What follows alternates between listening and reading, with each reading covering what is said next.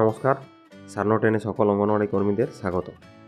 আপনারা জানেন 2024 সাল পড়ে গেছে, তাই 2024 সালে আমাদের অনেক স্টুডেন্ট বা যারা বেনিফিশিয়ারি তারা প্রাইমারি স্কুলে চলে যাবে। অতএব তখন আমাদের নতুন কাজ চলে আসবে, তাদেরকে আমাদেরকে কীভাবে সেই আমাদের ডেলি ট্রেকিং বা টিএচআর থেকে বাদ দেবো। তাই চলো দেখে নিই কীভাবে তাদেরকে বাদ দেবো, কারণ এটা খুবই গুরুত্বপূর্ণ, আমাদের এটা করতেই হবে। যেহেতু তারা স্কুলে চলে যাবে, আমাদের এখানে আর রাখা চলবে না।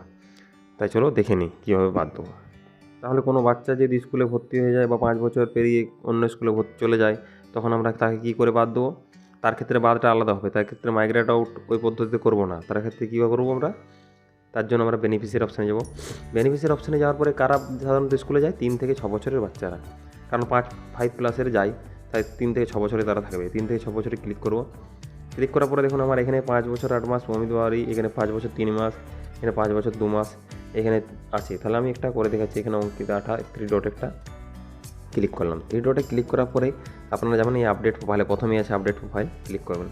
আপডেট প্রোফাইলে করার পরে আপনাদের লাস্টে এখানে আছে child going to anganwadi centre. Anganwadi centre করা আছে, এখন স্কুলে চলে গেছে যেহেতু আমি স্কুল করে দেবো। এই স্কুলে ক্লিক করবো, এখানে কনফার্মেশন একটা আসবে। If you select yes beneficiary will stop receiving THR, মানে টিএচআর তার বন্ধ হয়ে যাবে যদি আমি ইয়েস করে দিই। হ্যাঁ, অবশ্যই স্কুলে চলে গেছে, তার টিএচআর তো সে এমনি তো পাবে না। তার you sure to want to proceed, হ্যাঁ আমি ইয়েস করে দেবো। ইয়েস করে দিলেই তার বন্ধ হয়ে যাবে।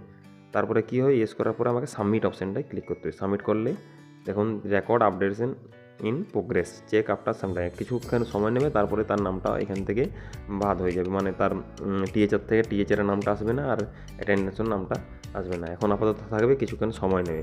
এইভাবে আপনার যেগুলো 5 বছরের উপরে যারা স্কুল চলে গেছে তাদেরগুলো আপনারা বাদ দিয়ে দেবেন।